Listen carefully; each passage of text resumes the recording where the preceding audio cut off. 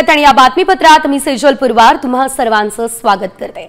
मात्र या बातमीपत्राच्या सुरुवातीला बातमी अतिशय धक्कादायक आहे।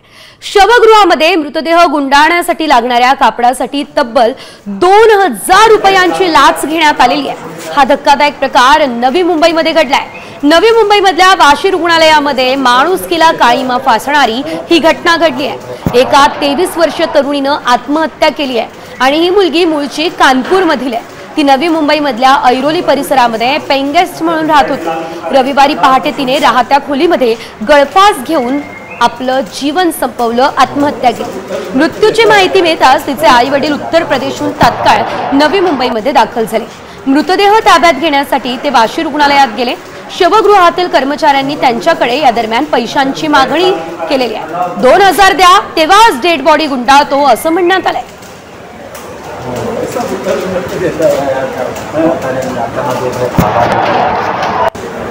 या संदर्भातली अधिकची अपडेट आमचे प्रतिनिधी विकास मिरगणे यांच्याकडून घेऊयात। विकास, अगदी माणुसकीला काळीमा फासणारी ही संतापजनक घटना आहे। थेट डेड बॉडी गुंडाळण्यासाठी पैशांची मागणी, काय घडलेलं? नवी मुंबई महानगरपालिकेच्या कारभारावर अनेक प्रश्नचिन्ह निर्माण होताना दिसून येते। वाशी रुग्णालयामध्ये शिवगरामध्ये धक्कादायक प्रकार जो आहे तो आमच्या कॅमेऱ्यामध्ये कैद झालेला आहे। मृतदेह गुंडाळण्यासाठी लागणाऱ्या कपड्यांसाठी तब्बल 2000 रुपये उकळण्याचा प्रकार जो आहे तो कॅमेऱ्यामध्ये आपल्याला दिसून येत आहे। 23 वर्ष तरुणाच्या आत्महत्येनंतर नातेवाईक जे आहेत मृतदेह ताब्यात घेत असताना कपडे व्यवस्थित गुंडाळून देतो अशा रुग्णालयाच्या कर्मचारी सांगतात त्यांच्याकडून 2000 रुपये जे आहेत थेट मागितलेले। त्यामुळे असा प्रकार आजपर्यंत आपण वाशी रुग्णालयामध्ये सातत्याने पाहताना दिसून येतो। अनेक प्रकारच्या तक्रारी ज्या आहेत वाशी हॉस्पिटल संदर्भात प्रशासनाकडे केल्या होत्या, मात्र महानगरपालिकेच्या प्रशासनाकडून हवी तशी गंभीर दखल घेतली जात नाही। अनेक हलगर्जीपणामुळे डॉक्टरांच्या एका महिन्यापूर्वी महिन्याचा मृत्यू झाला होता, त्यावर सुद्धा हॉस्पिटलच्या अजूनपर्यंत कारवाई करण्यात आली नाहीये आयुक्तांकडून। अशा प्रकारची अवस्था वाशी हॉस्पिटलमध्ये महानगरपालिकेच्या कारभारावर प्रश्नचिन्ह निर्माण होतोय। विकास, निश्चितच कारभारावरती प्रश्नचिन्ह उपस्थित होतोच। धन्यवाद दिलेल्या अपडेटसाठी। 2000 रुपये या दरम्यान मागण्यात आलेले आहे आणि ते सुद्धा कशासाठी?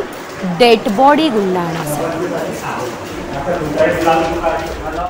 मृतदेहाला गुंडाळण्यासाठी लागणाऱ्या कापडासाठी 2000 रुपये मागण्यात आले। बघा, वाशी रुग्णालयातील शवगृहामध्ये कर्मचाऱ्यांनी हा प्रताप केलाय।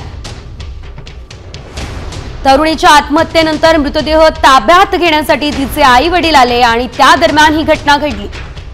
कर्मचाऱ्यानं नातेवाईकांकडून पैसे घेतलं आणि हे कॅमेऱ्यातही कैद झालेलं आहे। पालिका प्रशासनाकडून मात्र अद्यापही कर्मचाऱ्यांवर कुठली कारवाई झालेली नाहीये।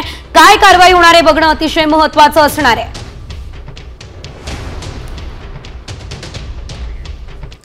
यानंतरची बातमी महत्त्वाची आहे। तांत्रिक बिघाड आणि तो दुरुस्त न झाल्यानं ग्रामस्थांना सहन करावा लागणारा मनस्ताप। यातून चक्क तरुणानं महावितरणचं उपकेंद्र पेटवलं। अमरावतीच्या वलगाव उपकेंद्रामध्ये ही घटना घडल्या। रेवसा गावामध्ये संपूर्ण रात्र वीज पुरवठा बंद होता। रात्रीच्या अंधारात वृद्ध, लहान मुलं, आजारी रुग्ण यांना त्रास सहन करावा लागला। सकाळ झाली तरी वीज आली नाही आणि महावितरणच्या अधिकाऱ्यांचे फोन सतत बंद। अखेर लोकांना संयम त्यांचा तुटला आणि दुपारी 2 अनोळखी तरुण वलगाव उपकेंद्रामध्ये आले। कुठलीही पूर्वसूचना न देता त्यांनी थेट ऑफिसमधील टेबलवरती पेट्रोल टाकून आग लावली। तिथल्या ऑपरेटरला धमकावलं आणि त्यांच्यावरती हल्ल्याचा प्रयत्न केला। सुदैवानं मोठी जीवितहानी या दरम्यान टळली। मी काय म्हणतो, तुमची फेस 2 मधली जर असन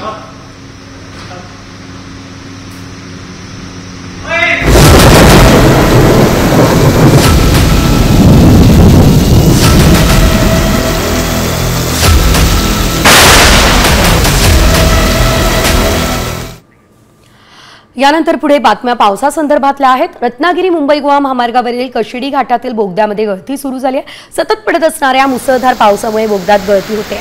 पावसामुळे बोगद्यातील गळती वाढल्याची देखील शक्यता सध्या तरी व्यक्त केली जाते। एकंदरीत आपण जर बघितलं तर गळती थांबवण्यासाठी प्रशासनानं वेळीच उपाययोजना करणं निश्चितच गरजेचं आहे, मात्र तरी प्रशासनाकडून कुठल्या उपाययोजना केल्या जात नाहीये हेच आपण म्हणू शकतो। कारण या बोगद्यामध्ये अशा प्रकारे गळती जी आहे ती सुरू झालेली आहे आणि हा बोगदा प्रवासासाठी निश्चितच या दरम्यान धोकादायक झालेला आहे।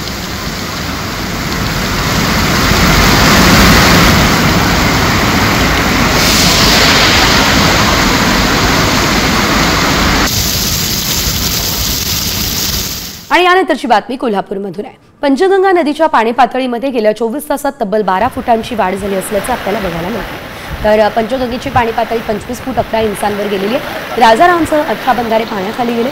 पाणी आलेल्या ठिकाणी पर्यायी मार्गाने वाहतूक सुरू आहे। तर गेल्या वर्षीच्या तुलनेत धरणात अधिकचा साठा असल्याने भविष्यात पडणाऱ्या पावसाचा अंदाज घेता धरणातून विसर्ग सुरू करण्यात आलेला आहे।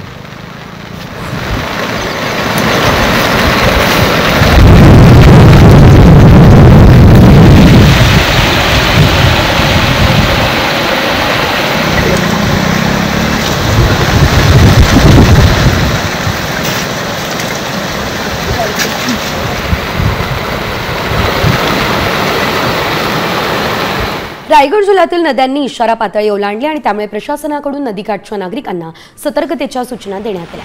2 दिवस सतत पडणाऱ्या पावसाने जिल्ह्यातील नदी नाले तुडुंब भरून वाहत आहे।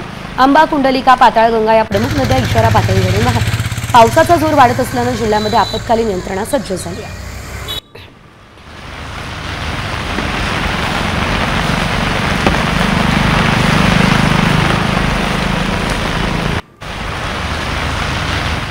रत्नागिरी जिल्ह्यामध्ये पावसाचा जोर ओसरलाय। सकाळपासून पावसाने विश्रांती घेतली। कालची सर्व ठिकाणची पूरस्थिती नियंत्रणात आली आहे।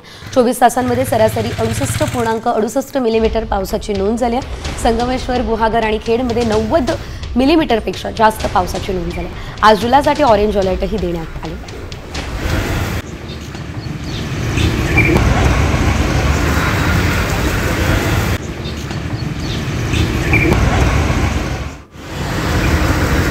या संदर्भातला आढावा आमचे प्रतिनिधी अमोल कलये यांनी घेतला। बघूया। गेल्या 4 दिवसापासून रत्नागिरीला पावसानं झोडपून काढलं होतं। अक्षरशः रत्नागिरी जिल्ह्यामध्ये पूरजन्य परिस्थिती निर्माण झाली होती। कालचा जर विचार केला तर राजापूरमध्ये पूरजन्य परिस्थिती निर्माण झाली होती। त्याचबरोबर संगमेश्वरमध्ये देखील पूरजन्य परिस्थिती निर्माण झाली होती। मात्र आता ही पूरजन्य परिस्थिती नियंत्रणामध्ये आलेली आहे। मात्र गेल्या 24 तासाचा जर विचार केला तर गेल्या 24 तासामध्ये जवळपास 3.5 लाखाचं नुकसान हे जिल्ह्यामध्ये झालेलं आहे। मात्र एकंदरीत पाहिलं तर आज सकाळपासून पावसानं काहीशी विश्रांती घेतलेली आहे। रत्नागिरीतल्या जिल्ह्याचा नद्यांचा जर विचार केला तर नद्यांच्या पाणी पातळीमध्ये देखील कमालीची वाढ झालेली आहे। राजापूरमधील कोदवली नदी ही इशारा पातळीवर वाहते आहे। त्याचबरोबर खेडमधील जगबुडी नदी देखील ही इशारा पातळीवर वाहते आहे। आज देखील रत्नागिरी जिल्ह्याला ऑरेंज अलर्टचा इशारा देण्यात आलेला आहे आणि आज मुसळधार पाऊस पडेल असं देखील हवामान खात्यानं म्हटलेलं आहे। अमोल कले, साम टीव्ही, रत्नागिरी। बोळ्यात पुढच्या बातमीकडे। रायगड जिल्ह्यातून पुण्याकडे जाण्यासाठी अत्यंत जवळचा वरंध घाट मार्ग वाहतुकीसाठी बंद करण्यात आला। पावसामध्ये या मार्गावरील सर्व प्रकारची वाहतूक बंद ठेवण्याची अधिसूचना पुणे जिल्हाधिकाऱ्यांनी काढली। 31 सप्टेंबरपर्यंत हा आदेश लागू असेल। पावसाळ्याच्या काळात या मार्गावरती दरडी कोसळण्याचा धोका अधिक आहे, त्यामुळे हा निर्णय घेण्यात आला आहे। बंदी कालावधीमध्ये ताम्हिणी घाटमार्गाचा वापर वाहतुकीसाठी करावा या सूचना देखील देण्यात आलेल्या आहेत।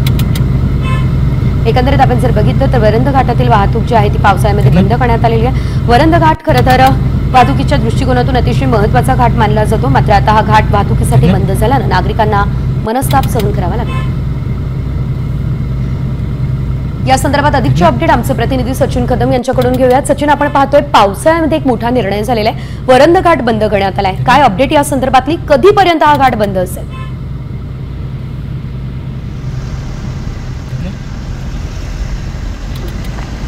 हा खूप पुरातन मार्ग आहे आणि या मार्गाचा वापर दूध दुग्ध असेल, भाजीपाला असेल, त्यातून कापडी मार्गासाठी केला जातो। त्याचप्रमाणे दक्षिण रायगड म्हणजे पुण्याचे नातेसंबंध त्याही या मार्गाने जोडले जातात। मात्र दरवर्षी पावसाळ्याच्या वेळेमध्ये या ठिकाणी मोठ्या प्रमाणात दरडी कोसळतात। अनेक वेळा या ठिकाणी दरडी घेऊन अपघात झालेले आहेत। या कारणाने गेली 7 ते 8 वर्षापासून सातत्याने हा घाट पावसाळ्यामध्ये पुढचे 3 महिने बंद करण्यात येतात। निश्चितच धन्यवाद सचिन दिलेल्या सर्व सविस्तर अपडेटसाठी।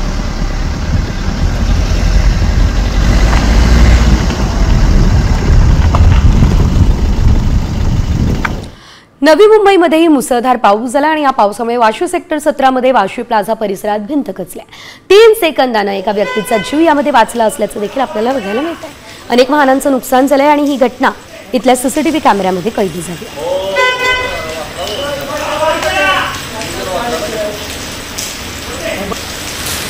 वो बच गया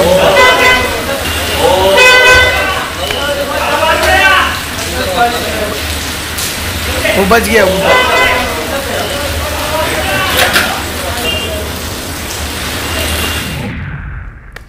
तर यूपीआय युजर्ससाठी आता एक मोठी बातमी. आजपासून यूपीआय पेमेंट फक्त 15 सेकंदांमध्ये पूर्ण होईल.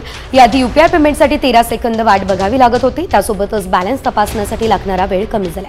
नॅशनल पेमेंट्स कॉर्पोरेशन ऑफ इंडियाकडून यूपीआय पेमेंट संदर्भात काही नियमांमध्ये बदल झाले. हे नियम आजपासून लागू करण्यात आले आणि या नियमांनुसार आता यूपीआय ॲपद्वारे दिवसातून 50 वेळा त्यांच्या खात्यातील बॅलन्स चेक करता येईल. यूपीआयच्या आणि डिजिटल पेमेंट्सच्या वाढीला प्रोत्साहन देण्यासाठी हा निर्णय घेतला गेला. आता यूपीआय पेमेंट केवळ 15 सेकंदांमध्ये होणार असल्याचं कळतंय. बॅलन्स तपासण्यासाठी लागणारा वेळ सुद्धा कमी होणार आहे. दिवसातून 50 वेळा बॅलन्स चेक करता येईल. चुकीचे पेमेंट 10 सेकंदांमध्ये परतही घेता येणार आहे. यूपीआय आणि डिजिटल पेमेंटला प्रोत्साहन देण्यासाठी हा निर्णय घेण्यात आलेला आहे.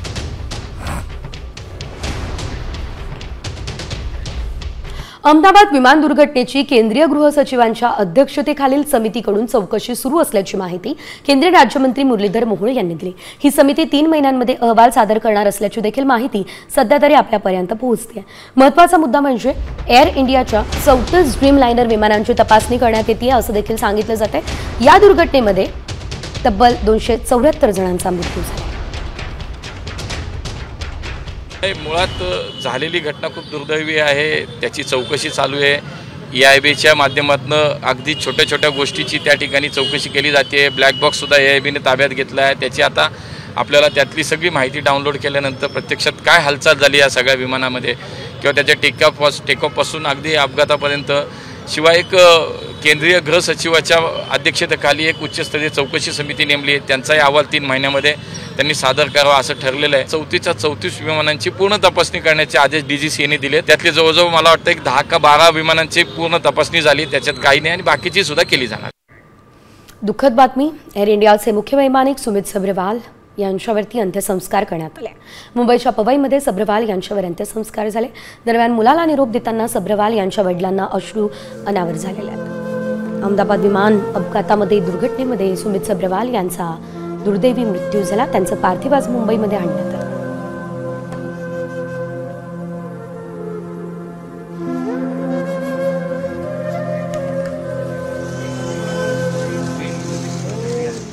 तर तिकडे केदारनाथ बद्रीनाथ खोऱ्यामध्ये पुन्हा हेलिकॉप्टर सेवा सुरू झाली आहे. केदारनाथमधील हेलिकॉप्टर अपघातानंतर 2 दिवसांसाठी सेवा बंद करण्यात आलेली होती. आजपासून पुन्हा ही सेवा सुरू झाली. हेलिकॉप्टर फक्त DGCAच्या मानांकनानुसारच उड्डाण करणार आहे. नियमांचं उल्लंघन केलं तर कठोरात कठोर कारवाई सुद्धा केली जाणार आहे. एकंदरीत सरकारकडून हेलिकॉप्टर सेवेबाबत कडक आदेश आता जारी करण्यात आले. 2 दिवसांपूर्वी एक भीषण अशी दुर्घटना केदारनाथजवळ घडली आणि त्यामुळे आता हा निर्णय घेण्यात आला.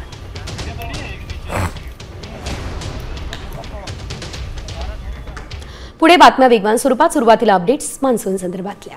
हवामान विभागाकडून आता आजही पावसाचा इशारा देण्यात आला. यामध्ये रायगडला पावसाचा रेड अलर्ट आहे. रत्नागिरी, सिंधुदुर्ग, पुणे, कोल्हापूर आणि साताऱ्याला मात्र ऑरेंज अलर्ट देण्यात आलेला आहे. ही संपूर्ण विदर्भाला अलर्ट देण्यात आला असल्याचं आपण पाहतो.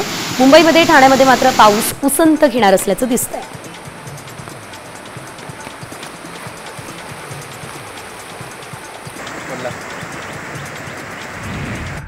तिकडे बदलापूरमध्ये पडणाऱ्या मुसळधार पावसामुळे उल्हास नदीच्या जलप्रवाहामध्ये मोठी वाढ झालेली आहे. त्यामुळे शहरातील चौपाटीच्या पायऱ्या पाण्याखाली गेलेल्या आहेत. असाच पाऊस सुरू राहिला तर उल्हास नदी धोक्याची पातळी गाठेल ही शंका व्यक्त केली जाते. त्यामुळे नदीलगतच्या नागरिकांना सतर्कतेचा इशारा प्रशासनाकडून देण्यात आला.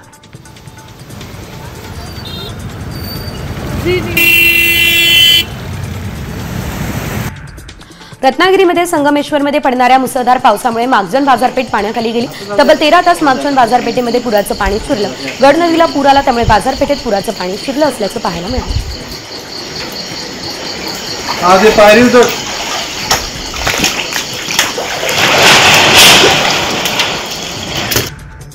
हिंगोलीमध्ये लाखो रुपयांच्या बंधाऱ्यांचं पुन्हा नुकसान झालंय. पावसाळ्यामध्ये नदीचं पाणी अडवण्यासाठी शासनानं अनेक ठिकाणी कोल्हापुरी बंधारे बांधले. मात्र यामुळे आपल्या शेतीचं नुकसान होईल गैरसमज असल्यानं अनेक शेतकरी JCBच्या सहाय्यानं या बंधाऱ्यांची तोडफोड करताना दिसत आहेत.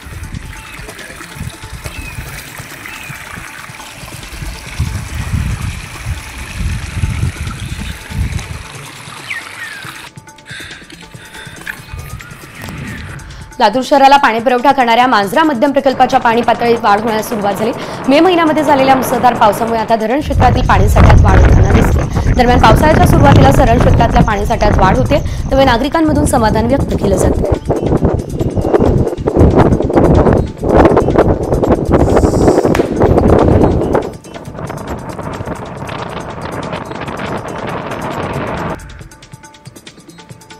पावसाळा सुरू झाल्यानं सांगलीमधील वारणा धरण पर्यटकांसाठी बंद करण्यात आले। पावसाची संततधार सुरू असून वारणा धरण परिसरात सकाळी 8 ते सायंकाळी 4 पर्यंत 64 मिमी पावसाची नोंद झाली। अतिवृष्टी देखील या ठिकाणी होताना दिसते।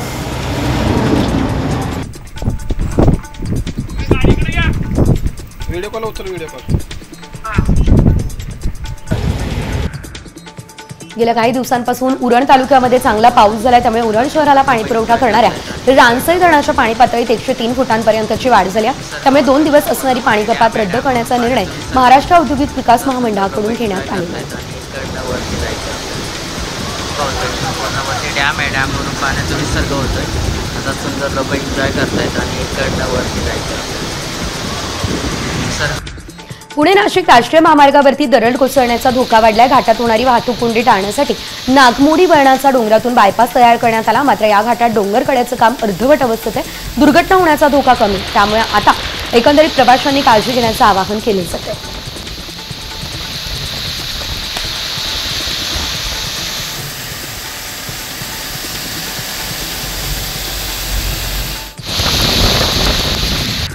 मुंबई गोवा महामार्गाच्या चौपदरी गणाचं काम कोलाड नाका या ठिकाणी रखडलं। काम रखडल्याने बस स्थानक परिसरामध्ये साचणाऱ्या या पाण्यामुळे प्रवाशांना मोठा त्रास सहन करावा लागला। कोलाड परिसरामध्ये होणाऱ्या त्रासाकडे जिल्हा प्रशासनानं लक्ष घालावं ही मागणी करण्यात आली।